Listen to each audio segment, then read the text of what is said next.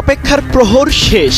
অচিরেই শুরু হচ্ছে ইসরায়েল ও ইরানের মাঝে মহাপ্রলয়ঙ্কারী যুদ্ধ, যে যুদ্ধের জন্য সাইবার হামলার কৌশল এবং ক্ষেপণাস্ত্র ও ড্রোন যুদ্ধের পরিকল্পনা সাজাতে ব্যস্ত সময় পার করছে ইরানের যোদ্ধারা। ইহুদিবাদীদের বিরুদ্ধে শুরু হতে যাওয়া ওই যুদ্ধের মাধ্যমেই শেষ হবে ইসরায়েলে ইরানের অভিযান, এমন হুমকি দিয়েছেন ইরানের সর্বোচ্চ ধর্মীয় নেতা আয়াতুল্লাহ আলী খামেনির শীর্ষ সামরিক উপদেষ্টা জেনারেল ইয়াহিয়া রহিম সাফাভি। সাফাভির এই বার্তাকে ঘিরেই উত্তপ্ত পরিস্থিতি বিরাজ করছে মধ্যপ্রাচ্যে, কারণ মাত্র 2 মাসের মাথায় আবারও যুদ্ধের হুমকি এলো তেহরান থেকে, যেই বার্তাকে সুবিধাজনক নজরে দেখছেন না বিশ্লেষকরা। ইহুদিবাদীদের বিরুদ্ধে কবে ঝাঁপিয়ে পড়বে ইরানি যোদ্ধারা? মধ্যপ্রাচ্যের আকাশে যুদ্ধের ঘনঘটা। ইরানের সর্বোচ্চ প্রতিরক্ষা বাহিনী আইআরজিসির পরবর্তী অপারেশনের তালিকায় ইসরায়েলকে ধ্বংস করার পরিকল্পনা, যার প্রধান টার্গেট ইহুদিবাদী দেশটির প্রধানমন্ত্রী বেনিয়ামিন নেতানিয়াহু। অঞ্চল জুড়ে গণহত্যা ও আগ্রাসনের মূল কারিগর এই নেতানিয়াহু, যার বিরুদ্ধে রয়েছে আন্তর্জাতিক অপরাধ আদালতের গ্রেপ্তারি পরোয়ানা।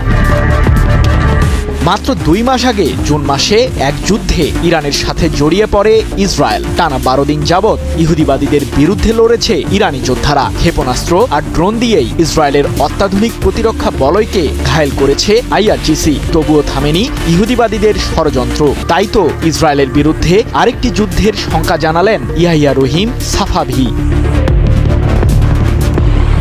ইরানের সর্বোচ্চ ধর্মীয় নেতার এই শীর্ষ সামরিক উপদেষ্টা বলেন, আমরা যুদ্ধবিরতিতে নেই, যুদ্ধের একটি পর্যায়ে আছি। যুক্তরাষ্ট্র ও ইসরায়েলের সাথে আমাদের কোনো প্রোটোকল, নিয়ন্ত্রণ কিংবা চুক্তি হয়নি। তাই আমি মনে করছি আরেকটি যুদ্ধ আসন্ন, তারপরে আর কোনো যুদ্ধ নাও হতে পারে। সাফাভির বরাতে 18 আগস্ট বিষয়টি নিশ্চিত করেছে লন্ডন ভিত্তিক সংবাদ মাধ্যম ইরান ইন্টারন্যাশনাল। ইরানকে আঞ্চলিক ও বিশ্বব্যাপী উভয় স্তরেই শক্তি তৈরি করতে হবে জানিয়ে সাফাভি আরও বলেন, যুক্তরাষ্ট্র ও ইহুদিবাদীরা বলে যে তারা শক্তির মাধ্যমে শান্তি প্রতিষ্ঠিত করে, তাই ইরানকেও শক্তিশালী হতে হবে, কারণ প্রকৃতি দুর্বলদের পদদলিত করে। সময় ইরানের এই সামরিক উপদেষ্টা দেশটির যুদ্ধ কৌশলের রূপরেখা তুলে ধরে বলেন, আমাদের কূটনৈতিক, মিডিয়া, ক্ষেপণাস্ত্র, ড্রোন এবং সাইবার আক্রমণের কৌশলকে শক্তিশালী করতে হবে। সম্প্রতি ইরানে আবারও হামলা চালানোর হুমকি দিয়েছেন ইসরায়েলের সামরিক বাহিনীর প্রধান লেফটেন্যান্ট জেনারেল ইয়াল জমির। যুক্তরাষ্ট্রের সমর্থনেই যে ইসরায়েল আবারও ইরানে হামলা চালাবে সে ইঙ্গিতই দেন তিনি। তবে ইহুদিবাদীদের আগ্রাসনের বিরুদ্ধে তীব্র সোচ্চার ইরানও। শত্রুদের কড়া জবাব দিতে প্রস্তুত আছে আয়াতুল্লাহ আলী খামেনির সশস্ত্র বাহিনী।